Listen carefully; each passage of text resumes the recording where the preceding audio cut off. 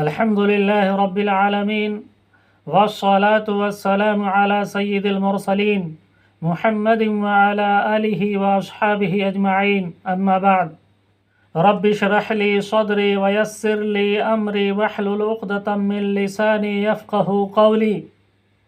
حضرات، اس بات میں کوئی دو رائے نہیں کہ اس وقت پورا عالم اور ہمارا ملک جن نازک ترین حالات اور وشم پرستھتیوں سے گزر رہا ہے وہ یقیناً تشویشناک اور الارمنگ سچویشنز ہیں۔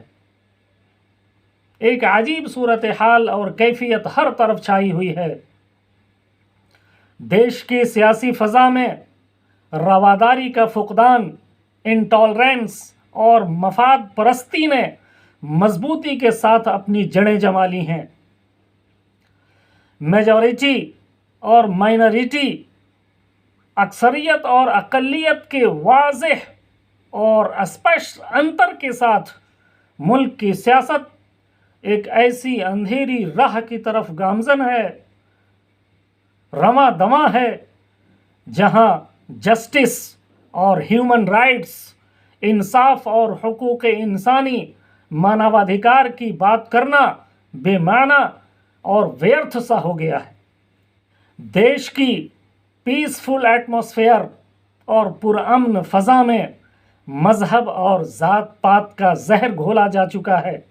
ویسے بھی اقتدار اور سطح میں بیٹھے لوگوں کے غلط فیصلوں اور کووڈ-19 کی مہاماری کے نگیٹو اثرات و پربھاؤ کے کارن ملک کی آرتھک استھتی، اکنامیکل پوزیشن اتنی خستہ ہو چکی ہے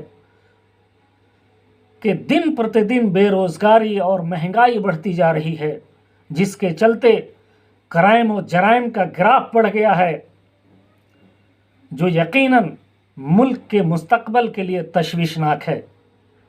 اقتدار اور پاور کے ذریعے فریڈم آف ایکسپریشن، اظہار رائے اور ابھیویکتی کی آزادی پر ڈاکہ ڈالا جا رہا ہے۔ آئینی حقوق، کانسٹیٹیوشنل رائٹس کی پامالی اور وائلیشن چلن بنتا جا رہا ہے۔ کھلم کھلا سمویدھان کا النگھن کیا جا رہا ہے۔ سیاست میں مذہب اور دھرم کے مشرن سے ملک کی رواداری اور فرقہ وارانہ ہم آہنگی اور سوشل ہارمونی کے وجود کو خطرہ لاحق ہے۔ ملک بھر میں میڈیا کا رول بھی قابل اعتماد نہیں رہا۔ اس لیے ہمیں بھی اپنی ذمہ داریوں کا احساس ہونا چاہیے۔ ایک ذمہ دار شہری اور ناگرک ہونے کے ناطے آج کی ڈیٹ میں ہمیں 3 لیول پہ، 3 سطحوں پہ کام کرنا بہت ضروری ہو گیا ہے۔ نمبر 1، تعلیمی سطح پر، ایجوکیشنل لیول پر قوم و ملت میں تعلیمی بیداری، ایجوکیشنل اویئرنیس سب سے اہم فریضہ ہونا چاہیے۔ ہم اپنی نوجوان نسلوں کی ایسی تربیت و رہنمائی کریں کہ وہ کس طرح تعلیمی لیاقت و ایبیلٹی کو روزمرہ کی ضروریات پوری کرنے کے ساتھ ساتھ ملک کی ترقی اور ٹرانسپیرنٹ سوسائٹی، پاردرشی سماج کے نرمان میں اپنا کردار ادا کر سکیں۔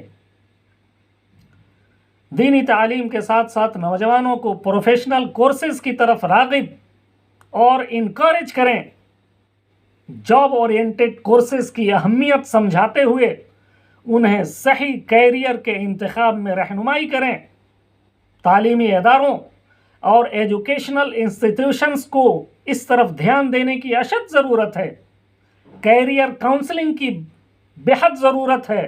شروعات سے ہی بچے کی روچی، منشا کو پرکھ کر ان کو گائیڈ اور موٹیویٹ کرنا انہیں اچھے مستقبل کی طرف لے جائے گا۔ اور سب سے اہم بات یہ ہے کہ ہم اپنی تاریخ کا صحیح پہلو اپنی نسلوں تک پہنچائیں تاکہ شرپسند عناصر اور دشمنوں کو منہ توڑ جواب دیا جا سکے۔ سیکنڈ لیول، سیاسی سطح پر کام کرنے کی ضرورت ہے۔ دیش میں راجنیتک استر پر بھی سب سے زیادہ نقصان اقلیتی قوم اور الپ سنکھیک سماج ہی کو ہوا ہے۔ ووٹ بینک کی سیاست میں ہر دور میں مسلمان سب سے زیادہ ٹھگے گئے ہیں۔ ہر سیاسی پارٹی اپنا مفاد پورا کرنے کے بعد بے یار و مددگار چھوڑ دیتی ہے۔ ہمارے آپسی اختلافات اور قیادت و لیڈرشپ کی کمی کا یہ سیاسی پارٹیاں فائدہ اٹھاتی رہی ہیں۔ نتیجتاً آج 75 سال کی تاریخ میں بھی ہم سیاسی طور پر کچھ خاص حاصل نہیں کر پائے۔ ہمارے کچھ لیڈروں اور علماء نے وقت وقت پر کوششیں بھی کی کہ ہمیں منتشر ہونے سے بچایا جا سکے، ہمیں متحد اور منضبط کیا جا سکے، بٹ ان وین، لیکن سب کے سب بیکار رہا، رزلٹ اور نتیجہ زیرو۔ آج پھر ہمیں ایسے نوجوانوں کی ضرورت ہے جو اس سیاسی بحران کو سمجھیں اور دوسروں کو بھی سمجھائیں، دوسروں کو بھی بتائیں کہ ہم بھارت کی موجودہ سیاست میں اپنی قیادت قائم کریں۔ یہ تبھی ممکن ہوگا جب ہم تعلیمی سطح پر بھی کامیاب ہوں گے، آپسی اختلافات کا خاتمہ کریں گے، اتحاد و اتفاق کا ماحول قائم کریں گے اور ایکتا و اکھنڈتا کا ثبوت دیں گے۔ موجودہ دور میں اپنی قیادت و لیڈرشپ پر اتفاق کرنے کی ضرورت ہے۔ لیڈر کا صحیح انتخاب ایک چیلنج ضرور ہے، لیکن کوئی بہت بڑا مسئلہ بھی نہیں ہے۔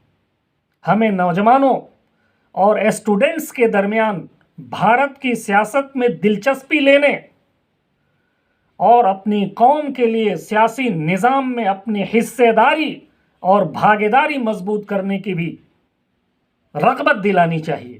ہمیں انہیں راغب کرنا ہوگا اور بڑھ چڑھ کر ان کی حوصلہ افزائی کرنا پڑے گی۔ جب ہم ایجوکیشنل لیول پہ اور پولیٹیکل لیول پہ جب اسٹرانگ ہوں گے تو اس کے بعد تیسرا کام جو ہمیں کرنا ہے وہ مورلی، ایتھیکلی اور اخلاقی سطح پر محنت کرنے کی ضرورت ہے۔